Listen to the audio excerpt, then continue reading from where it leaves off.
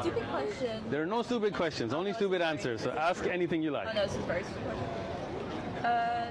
Islamic culture, that's the one where you have like the worshipping box thing?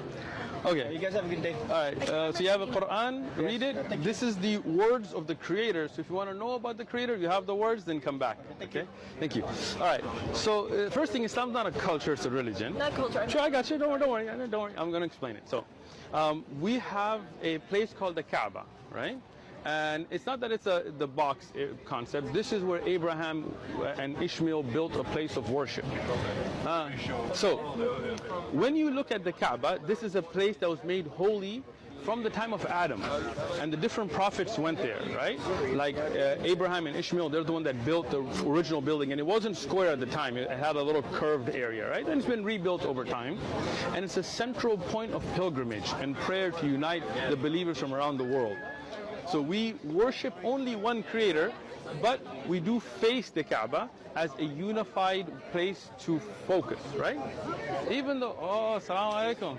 So what it does, it unites us, right? Before that, we used to pray facing Masjid al-Aqsa in Jerusalem, in Al-Quds, right? So it's not about the direction, it's about obedience to our Creator and unity, right? Like for example, today many people who are Jewish, they will say very horrible things about Jesus. They'll say he was born out of wedlock. You know, I mean, if you look at the Jewish belief, they don't believe. I am Jewish. Okay, so you don't believe that Jesus was God or a prophet, right? We don't really, I'm not super religious, but Okay.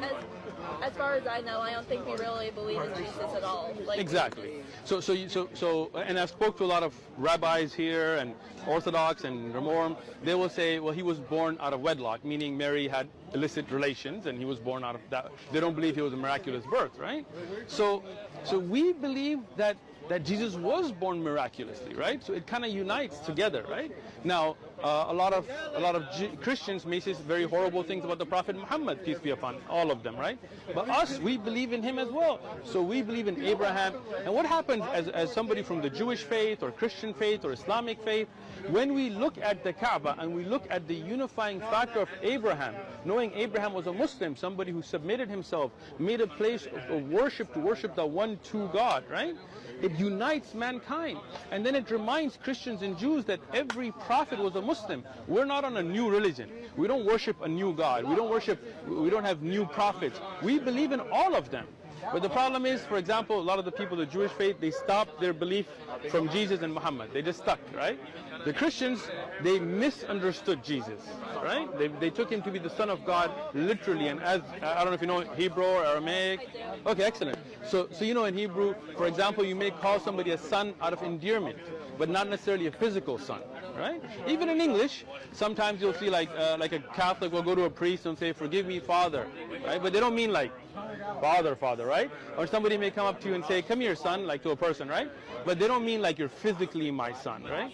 So the Christians, they in their translation from Aramaic to Koine Greek, even though in the Bible you find many people called